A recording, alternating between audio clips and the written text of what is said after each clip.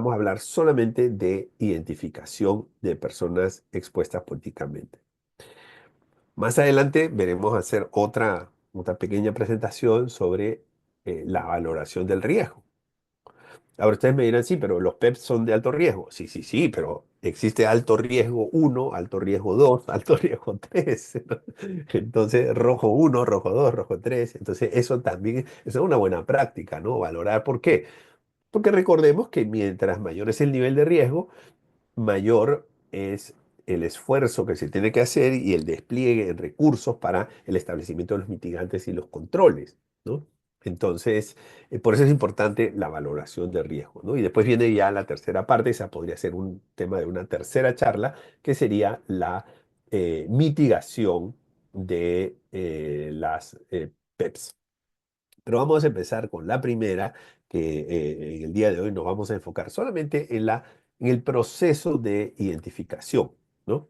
Entonces, ¿qué cosa es una persona P? Bueno, depende a quién se lo preguntas, porque cada normativa tiene su definición propia, todas están muy bien. Vamos a recoger un poquito el espíritu, ¿no? O sea, el espíritu es que una PEP, ¿no? Es aquella que ocupa o ha ocupado un cargo público prominente. Y si se dan cuenta, ahí le he dado un énfasis a la palabra prominente. ¿Por qué? Porque no es cualquier persona que ocupa un cargo público, ¿no? Tiene que, digamos, se dice prominente seguramente me preguntarán, ¿y qué cosa es? ¿Cuándo tú defines lo que es prominente? Bueno, hay varios criterios que lo vamos a ir viendo. No existe una regla única, depende de lo que establezca la normativa, depende de los criterios del sujeto regulado. Hay muchos elementos que intervienen ahí, pero el espíritu y el concepto general es que se ocupa un cargo público prominente, ¿no? Bien, ya sea a nivel nacional o internacional, ¿ok? Nacional o internacional. Por eso es que hay que incluir a los diplomáticos, por eso es que incluir también a los funcionarios de entidades multilaterales, también, ¿no? Bueno, y te dicen, debido a su posición, debido a ese cargo prominente, ¿ah? Puede ser más susceptible a riesgos de corrupción, soborno o lavado de activos, ¿no? Bueno, entonces obviamente si son personas que están en una posición de mayor poder, ¿no? Entonces son más susceptibles a que puedan darse o presentarse riesgos que finalmente terminen en lavado de activos. Entonces, al final, nosotros tenemos que relacionar a los PEPs como un factor de riesgo importante para la gestión general del lavado de activos, sobre todo en entidades que están reguladas. Bueno. Entonces, diversas definiciones, ¿no? Este es, digamos, un concepto general que pienso yo que trata de recoger el espíritu de lo que es una PEP, pero cada país tendrá su propia definición, lo que dice su normativa, lo que dice su ley, y habrá criterios propios establecidos por la entidad regulada, ¿no? Habrán entidades que dicen, bueno, a mí me importa lo que dice la ley. Si la ley no habla de PEP por asociación, si la ley no habla de PEPs, personas jurídicas, a mí no me importa, para mí eso no es PEP. Habrán otras personas que dicen, mira, mi criterio es que sí debería yo incluir a personas que son personas PEP jurídicas o PEP por asociación, ¿no? Que son básicamente los familiares de los PEPs. Entonces ya entran otros criterios y habrán miles de definiciones, pero el espíritu es que se trata de personas que tienen poder, ¿no? Y que a través de este poder, pues, son susceptibles a actos de corrupción en general, que es un delito precedente para el lavado de activos, ¿no? Muy bien. Entonces, ¿qué incluye, digamos, el formato clásico de PEC? Bueno, ahí hay un catálogo que ha establecido la Superintendencia de Bancos de Panamá en el Acuerdo 1, que lo pueden revisar, está disponible, ¿no? Es más, se lo voy a pasar en estos momentos le voy a pasar el link donde está. el archivo este, vamos a ver. Por aquí se los pasamos. Por el chat van a tener acceso al link donde está este acuerdo y este catálogo, ¿no? Que ha presentado la Superintendencia de Bancos. Bueno, entonces volvamos a lo nuestro, ¿no? Entonces, en términos generales, ¿no? Deberían incluir las PEPs los altos funcionarios, ¿no? Jefes de Estado, o sea, presidentes, ¿no? Pero hay países en donde no hay presidente, ¿no? O sea, el que manda es el primer ministro. ¿No? Hay países donde el que manda, como Alemania, el que manda es el canciller, ¿no? O sea, ese es el número uno, ¿no? Entonces, en general hablamos de jefes de Estado, ¿no? Ministros, legisladores, congresistas, asambleístas, senadores, diputados, como quieras llamarlo, ¿no? Jueces de alto nivel, ¿ok? Eh, Procuradores también. ¿No? Bueno, por eso está el etcétera, ¿no? Bien, entonces son altos funcionarios gubernamentales de todos los poderes, ¿no? Incluyendo, incluyendo lo que es el Tribunal Electoral, ¿no? O el poder electoral, ¿no? Que es aparte del poder ejecutivo, el poder legislativo, el poder judicial, también está considerado un poder del Estado. Luego vienen los altos ejecutivos de empresas estatales, ¿no? O sea, porque hay empresas que son del Estado, ¿no? Por ejemplo, en Panamá, el aeropuerto de Tocumen es una empresa estatal, ¿no? 100% estatal. Por ejemplo, la empresa de transmisión en Panamá, STESA, es una empresa 100% estatal, ¿no? Entonces, altos ejecutivos de empresas estatales también, ¿no? Porque normalmente están nombradas ahí, digamos, eh, muchas veces hay un componente político, de cercanía, digamos, a estos cuatro poderes que hemos conversado, ¿no? O no solo empresas estatales, sino también entidades públicas, ¿no? O sea, la autoridad, por ejemplo, ¿no? La autoridad de tránsito, la autoridad de aduanas, la autoridad de tierras, ¿no? Hay, digamos, no tiene que ser empresas como tal, ¿no? Que pues, tienen una labor empresarial y son propiedad del Estado, sino puede ser otro tipo de entidades también y que, pues por su naturaleza, son entidades autónomas, por ejemplo, ¿no? Bueno. Miembros de junta directiva también, ¿no? Y aquí viene ya, entran algunas zonas grises, ¿no? Miembros de junta directiva de empresas estatales, pues no me queda la menor duda. Mixtas. Uy, pero ¿cómo mixtas? Bueno, ahí entra la zona gris, ¿no? O sea, siempre y cuando, bueno, primero, si el Estado tiene digamos, más del 50%, o sea, tiene el control, ¿no? Entonces sí deberían incluirse los directores de estas empresas mixtas. Por ejemplo, el Estado tiene 60% y el sector privado o un fondo de inversión tiene el 40%, digamos, ¿no? Entonces es una empresa mixta. Ahí, si es mayoría estatal, en mi opinión, bajo mi criterio, sí deberían ser los miembros de la junta directiva o consejo de administración consideradas PEP. Y si el Estado es minoría, bueno, si el Estado es minoría, los que son directores nombrados por el Poder Ejecutivo deberían ser los que son nombrados por el Poder Ejecutivo o designados en representación, digamos, del Estado. Eso sí debería ser, aunque sean minoría, ¿no? Y si no, si son independientes, digamos, ¿no? O sea, que los ha nombrado la empresa que tiene en su accionariado mayoría privada, entonces no es necesario, no debería considerarse, digamos, una persona expuesta políticamente, ¿no? Pero hay que reconocer que hay zonas grises porque habrá algunos casos en donde es 50-50, ¿no?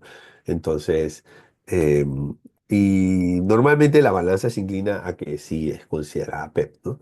Bueno, pero es muy importante el criterio, ¿no? El criterio digamos, de establecimiento o de denominación de la persona PEP, ¿no? También los oficiales en alto rango en Fuerzas Armadas, o sea, Fuerzas Armadas o cuerpos de seguridad, llámese policías, ¿no? Llámese cuerpos policiales también, ¿no? Entonces, ¿por qué?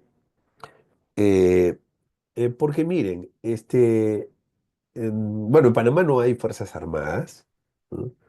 En Costa Rica tampoco. Fuerzas armadas generalmente son la Fuerza Aérea, la Marina de Guerra y el Ejército, ¿no? Hay países donde sí hay. Entonces, pero solamente alto rango, ¿no? O sea, el cabo y el sargento no entran ahí porque no son personas que toman decisiones importantes, ¿no? Bueno, entonces el nivel de riesgo no se considera elevado. O cuerpos de seguridad, ¿no? O sea, en cuerpos de seguridad puede ser la Policía Nacional, también cuerpo de bomberos, ¿no? Y hay unos que están ahí como la Cruz Roja, que está como en término, en zona gris, ¿no? Entonces ya mucho entra, digamos, el criterio, ¿no? Que el criterio es qué tanto poder tiene, ¿no? O sea, si lo quieres ver, qué tan sobornable es o qué tan susceptible es a actos de corrupción, ¿no? Los diplomáticos, por supuesto que sí, los diplomáticos son empleados públicos porque responden a un Estado, ¿no? Pero claro, ganan $50.000, pero son empleados públicos, ¿no? Bueno, esa es una broma, ¿no? Eh, entonces, no, ganan $50.000, trabajan de 9 a 12, ¿no? Y tienen todos los gastos cubiertos y no pagan impuestos. Ah, señores, pero son PERS. Y está la parte mala, ¿no? Son PERS. Bien, eh, el otro criterio, es el de dirigentes políticos relevantes, de partidos relevantes, ¿no? O sea, porque tienen poder, ¿no? Tienen poder, o sea, porque el dirigente, ¿no? Eh, tiene, sería un P por asociación, ¿no? Pero tiene influencia en decisiones que pueden tomar parlamentarios, ¿no? Entonces sería como un papá de los PEPs, ¿no? Bueno, entonces vamos a hablar de lo que son PEPs por asociación, pero antes de eso, ¿cuánto tiempo una persona permanece como PEPs? Hay regulaciones que te dicen 2 años después de dejar el cargo. Hay regulaciones que te dicen 5 años después, ¿no? Depende qué tan conservadores quieran ser, ¿no? Entonces, el punto aquí es que los que ponen esa regla de 1 año, 2 años, 5 años, son PEPs. Claro, porque eso sale por la Asamblea y lo sanciona el Poder Ejecutivo. Entonces, son PEPs, claramente, ¿no? Entonces, ellos quieren salir de ese estigma cuanto antes. Entonces, van a estar en la tentación de poner 1 año, 2 años. Y hay regulaciones o criterios que dicen el que es PEP toda la vida, ¿no? Y hay una famosa frase en gestión de riesgo de lavado de activos que es una vez PEP, siempre PEP, ¿no? Entonces hay que diferenciar lo que es los criterios regulatorios, normativos y legales de los criterios para la gestión de riesgos. Son dos cosas muy diferentes, ¿no? O sea, los criterios regulatorios es lo que dice la ley, es un criterio de cumplimiento, yo cumplo y con eso estoy, digamos, alineado con los criterios regulatorios. En la gestión de riesgo, el criterio no necesariamente es el criterio normativo, puede ir mucho más allá del criterio normativo. El criterio normativo me puede decir 2 años, pero yo le voy a poner alto riesgo, porque para mí va a ser alto riesgo toda la vida. O sea, recuerden que a Pinochet le encontraron millones en cuentas del exterior muchos años después de que él dejó el cargo, ¿no? Entonces, no es que termina 2 años y el riesgo se acabó, no. Puede ser que la denominación se termine desde la perspectiva legal, por lo que les acabo de explicar, ¿no? Va a haber una tendencia a cortar ese periodo, pero en términos de riesgo, pues ahí sí, pensaría que los riesgos permanecen. O sea, no porque una persona, ¿no? Deje el cargo, significa que no va a intentar, querer incorporar al sistema financiero, dinero que viene de una actividad ilícita, ¿no? Y ahora sí vamos a hablar de lo que es P por asociación. Este es un concepto muy interesante. Este no lo he encontrado en la normativa, que les mencioné en el acuerdo de la superintendencia, pero creo que este es un criterio muy, muy, importante. Sobre todo, aunque no esté en la normativa, es para fines para fines de gestión de riesgos de lavado de activos, ¿no? Entonces, un P por asociación es alguien que no ocupa un cargo público relevante, pero tiene una relación estrecha o de negocio, puede ser familiar, la relación estrecha, puede ser amical, puede ser de cualquier tipo, o puede ser de negocios con una PEP. Por ejemplo, la esposa del presidente del Congreso, ¿no? Ella es una PEP por asociación, es una ama de casa, ¿no?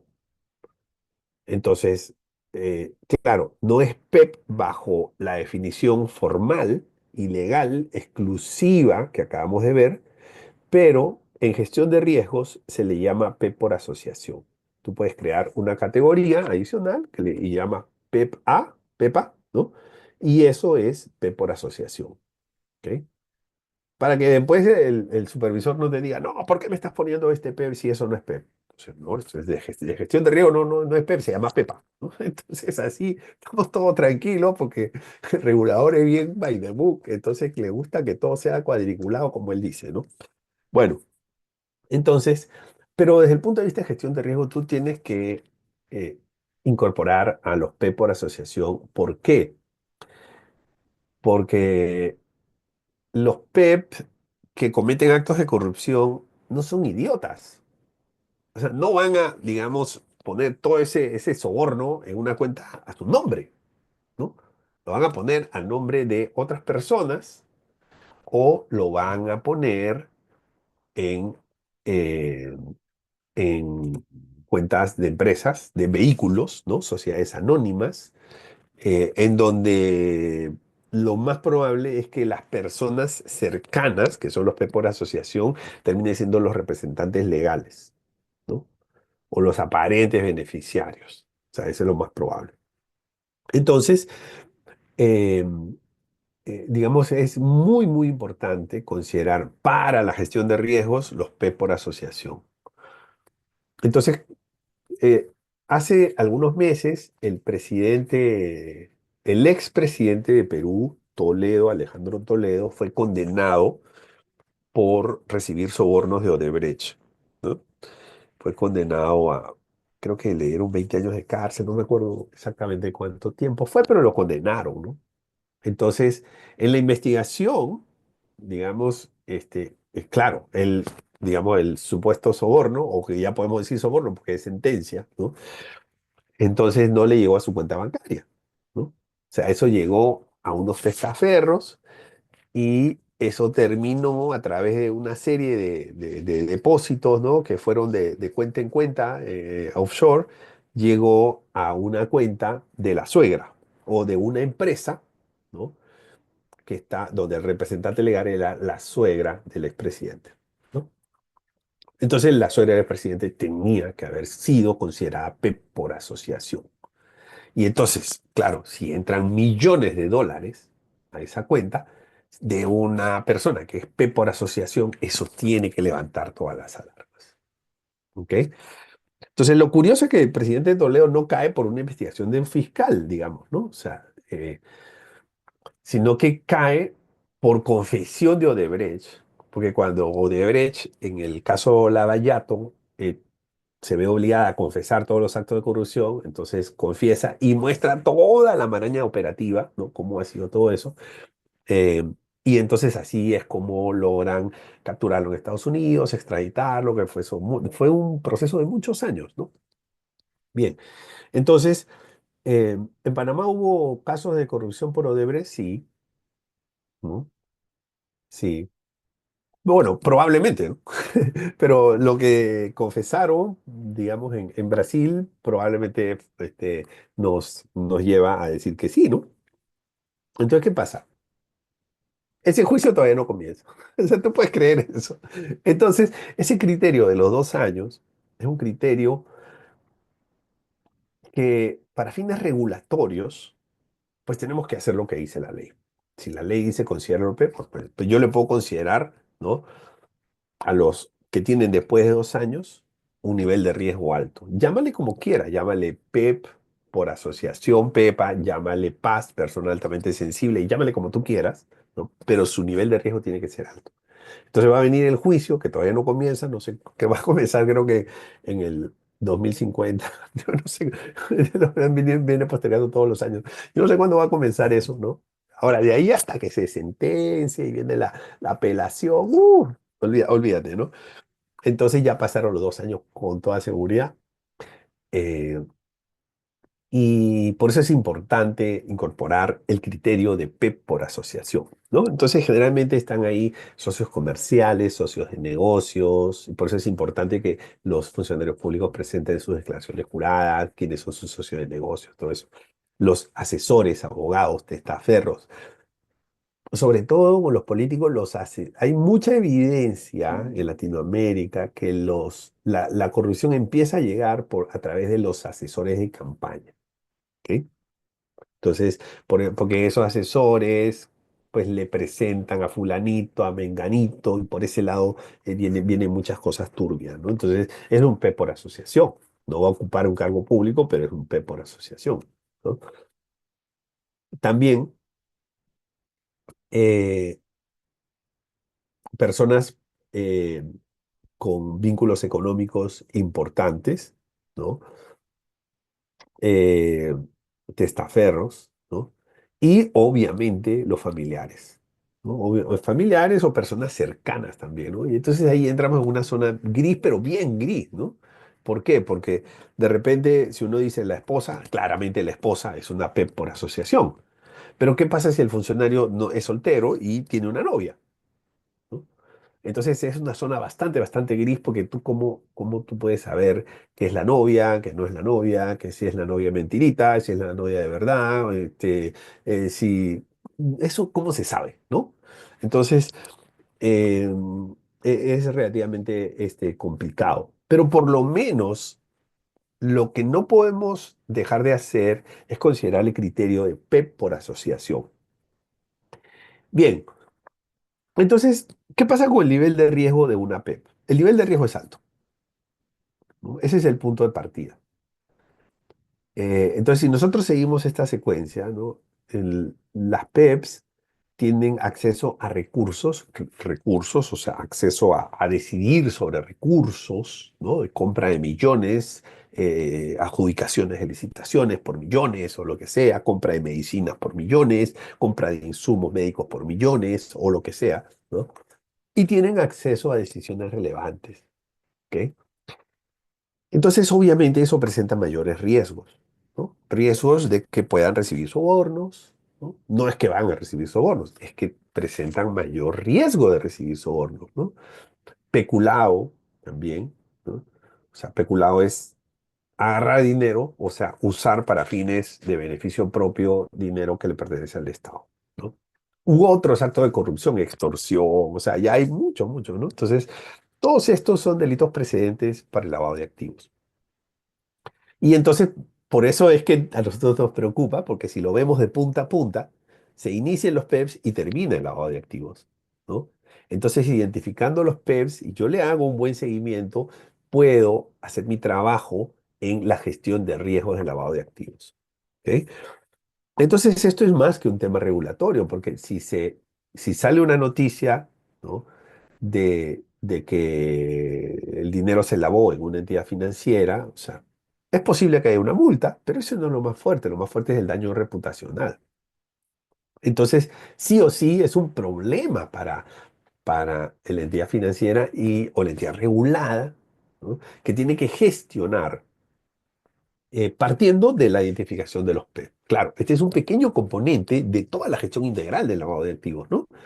Entonces, pero nos estamos enfocando específicamente en este punto. Entonces, como es un nivel de riesgo alto, entonces aquí lo que corresponde es eh, hacer lo que se llama una debida diligencia reforzada, ¿no? Entonces, en mi opinión, corresponde una debida diligencia reforzada para los PEPs y también para los PEP por asociación, ¿no? Porque, como les decía, ¿no? O sea, el PEP, o sea, no es tonto, el PEP va a querer que el PEP va a querer o va a intentar, ¿no? Incorporar a un PEP por asociación para que el lavado de activos se pueda producir por esa vía. Bien, entonces, ¿cómo identificamos, no? Bueno, eh, primero, revisar los nombramientos que salen todos los días en la Gaceta Oficial. ¿No? Salen los nombramientos. Y también salen las destituciones, los reemplazos, las renuncias y todo eso, ¿no?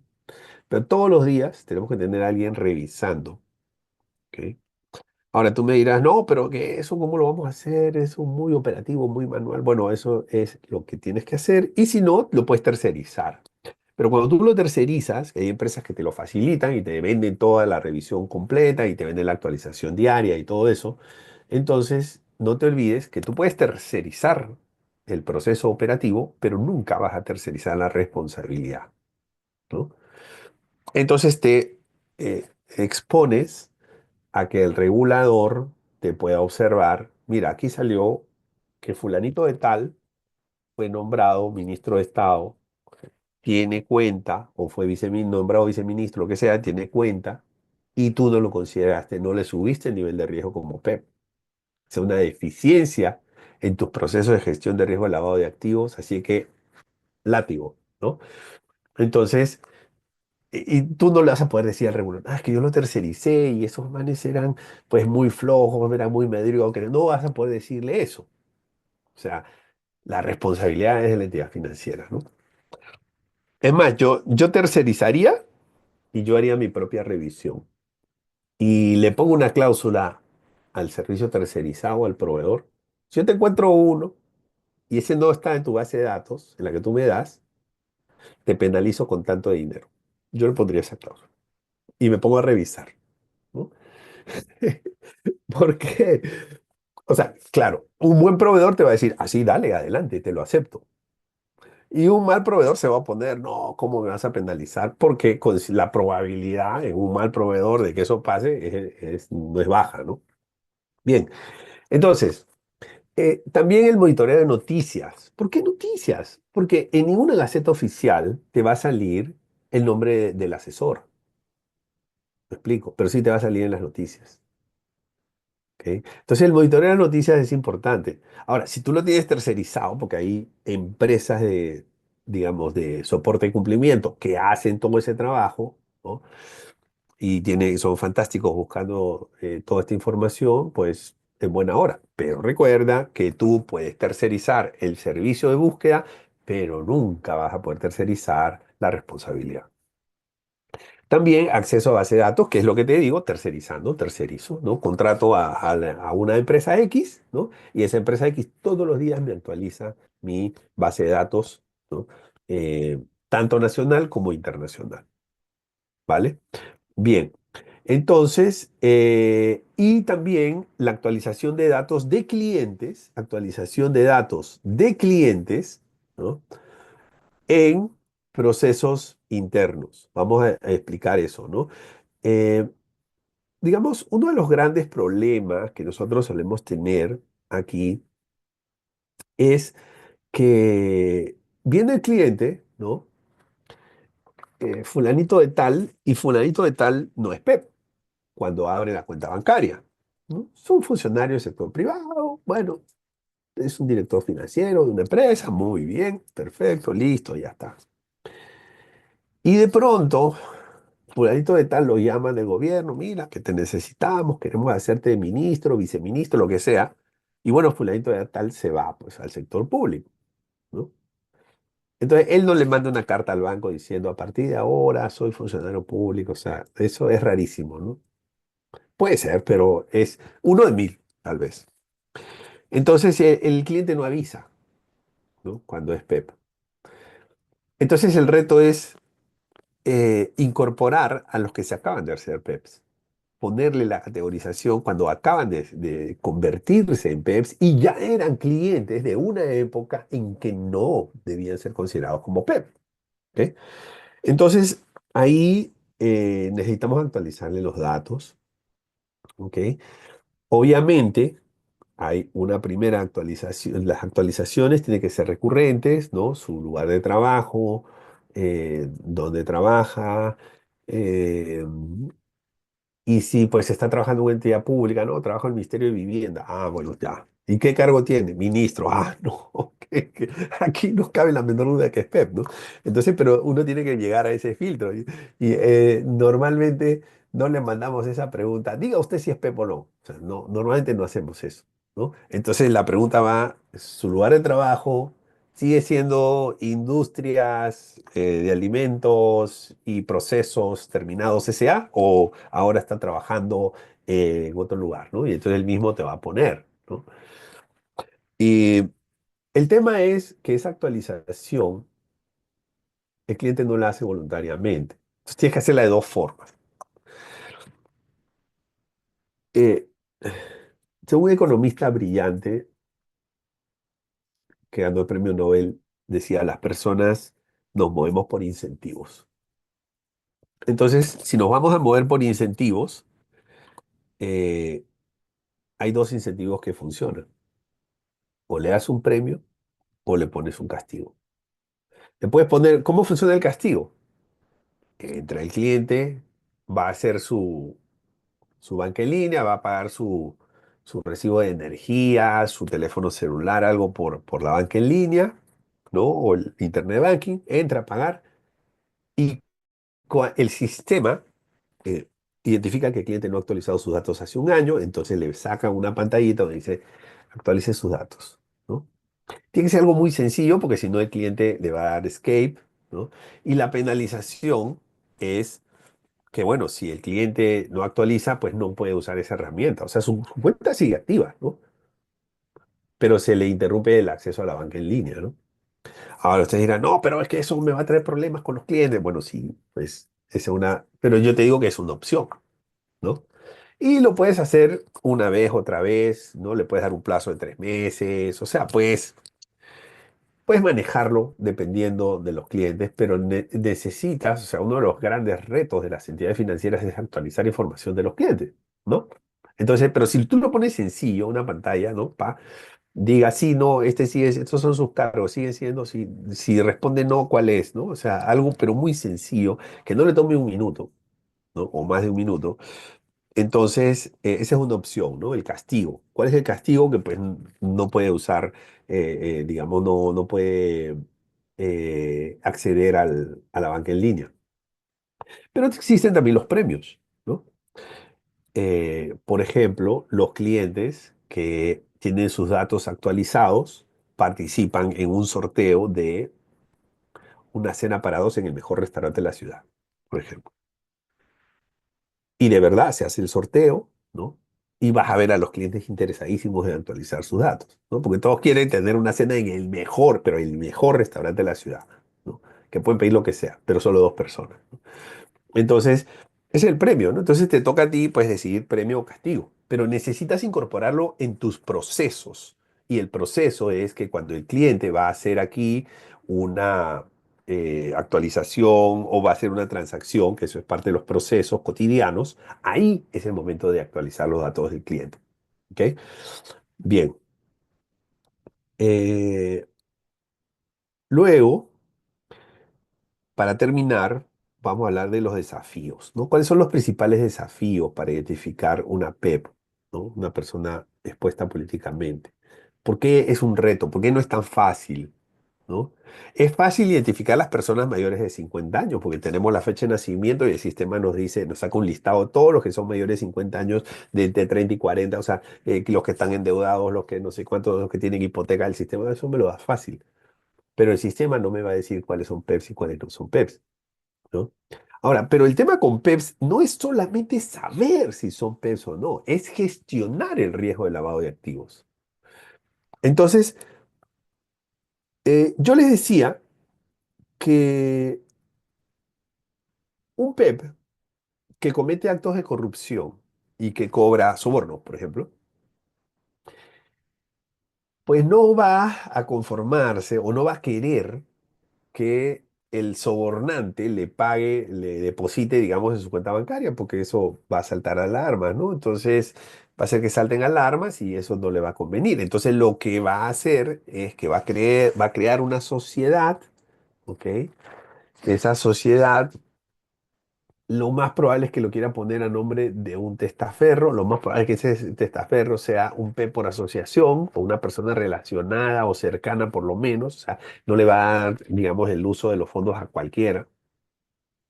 Entonces, eh, y, ¿y qué pasa? Que en muchos países la identificación del beneficiario final todavía sigue siendo complicado, ¿no? Todavía sigue siendo complicado. Entonces, esa es una dificultad porque, digamos, el beneficiario final, si no es tan fácil determinar el beneficiario final, porque la declaración, o sea, puede venir, mira, esta es la declaración, ¿no? Ya está. Entonces, mientras no haya un registro público de beneficiarios finales, es relativamente factible poder esconder al verdadero beneficiario final, ¿no? Entonces, tú no vas a poder identificar a los PEPs jurídicos, ¿no? Que están relacionados a los PEPs, a las PEPs, personas naturales. Y eso, aunque tú puedas identificar los que son y los que no son PEPs, eso no va a ser suficiente para el verdadero objetivo que es gestionar el riesgo de lavado de activos. ¿Ok? Entonces ese es un gran reto, ¿no? Entonces, eh, para ello, ¿no? O sea, a ti te pueden presentar certificado de acciones, te pueden presentar una declaración jurada firmada, notariada, lo que tú quieras, que el beneficiario es fulano y realmente tú no sabes, ¿no? Porque el que dispone de los cheques es otro, ¿no? O porque el cheque es firmado por el testaferro, pero va a una cuenta que es del verdadero beneficiario final, ¿no? Entonces, eh, ese es el gran reto, ¿no? No es fácil. Algunos países han ido avanzando. En Costa Rica, por ejemplo, se ha avanzado muy bien con el registro de beneficiarios finales. En Panamá no. Salió una ley, pero bueno, no han podido, no está todavía operativo el registro de beneficiarios finales, no está en proceso. Y eso realmente es un dolor de cabeza para este propósito, ¿no? Bien, el otro punto es que los clientes desconocen lo que es una PEP, ¿no? Los clientes no saben, ¿no? Pero y yo veo en muchos formularios, de hecho a mí me han preguntado, ¿no? ¿Es usted una persona expuesta políticamente? Y yo digo, no, porque realmente no lo soy, ¿no? De repente algún día lo sea, no, no puedo saberlo, ¿no? Pero yo respondo no, pero yo sé lo que es una PEP, ¿no? Pero cuando yo lleno esos formularios, yo me pregunto, ¿cuántas personas llenarán esto sin saber? ¿No? O sea, que de repente sí son una PEP y lo llenan sin saber, ¿no? Sobre todo para lo que son los PEP por asociación, ¿no? ¿Tiene usted algún familiar, conocido, persona cercana, este, socio de negocios, que sea una PEP? Y la persona no sabe lo que es una PEP. Entonces, ahí hay también un gran reto porque hay un gran desconocimiento, ¿no? Y ese reto lo podemos afrontar primero cambiando la pregunta. Si tú preguntas, persona expuesta políticamente, difícilmente una persona común y corriente va a saber qué cosa es y va a tener los criterios para responder adecuadamente, por más que quiera. Pero si tú lo preguntas de otra manera, ¿no? Y pones alguno de las personas cercanas es ministro, viceministro, ta, ta, ta, ta, ta, ta, ta, ta, ta. Entonces, tal vez la persona podría decir, mire, yo tengo mi hermano que está aquí y eso aplica, ¿no? O sea, tenemos mayores opciones, ¿no? O sea, cambiando la pregunta. Y el tercer reto, que a mí me parece que aplica para la identificación de las PEPs, es que ser PEP está visto como un estigma. O sea, el que es PEP es casi que narcotraficante, ¿no? O sea, está catalogado así, nada más que falta que le pongan, digamos, en la percepción de la sociedad, ¿no? Entonces, si a una persona corriente, común y corriente, le dicen, tú eres una PEP, entonces es como que le están poniendo el sello, pa, corrupto, o narcotraficante, lavador de activos, lo que sea, ¿no? Entonces, hay mucho de eso. Hay esa falsa creencia, ¿no? O sea, ser PEP es simplemente una persona que es PEP, es una persona que puso su servicio profesional para la sociedad, para el Estado, ¿no? ¿Que tiene mayor nivel de riesgo? Bueno, sí, pues. pero eso no lo convierte en criminal, pero está mal percibido, ¿no? Entonces, ¿eso qué significa? Eso significa que cuando viene el formulario, ¿no? ¿Es usted una P? La persona sí sabe lo que es una P, pero marca no. Y miran para otro lado, ¿no? Entonces eso va a dificultar, o sea, claro, vamos a poder cumplir con la regulación y al regulador le vamos a poder decir, señores, aquí está el cliente, aquí está la respuesta, el cliente me mintió, no es mi responsabilidad. Y el regulador probablemente decir, sí, pues no es tu responsabilidad, tú cumpliste con preguntar, ¿no? Eso es desde el punto de vista del compliance. Pero desde el punto de vista de la gestión de riesgos, no. Porque era una PEP que se hizo pasar por una no PEP y no le hiciste el monitoreo o la debida diligencia ampliada. Entonces, ese es otro gran reto que tenemos, ¿no? Eh, y se puede atacar a través de la mitigación, que es, digamos, un tercer tema que podemos hacer, una tercera charla. Una segunda charla sería cómo valoramos, cómo asignamos un nivel de riesgo a una persona PEP. Y una tercera sería los esquemas de mitigación que atacan todos estos casos, ¿no? Que de alguna manera son ventanas de escape para poder hacer una buena gestión. Bien, amigos y amigas, muchísimas gracias.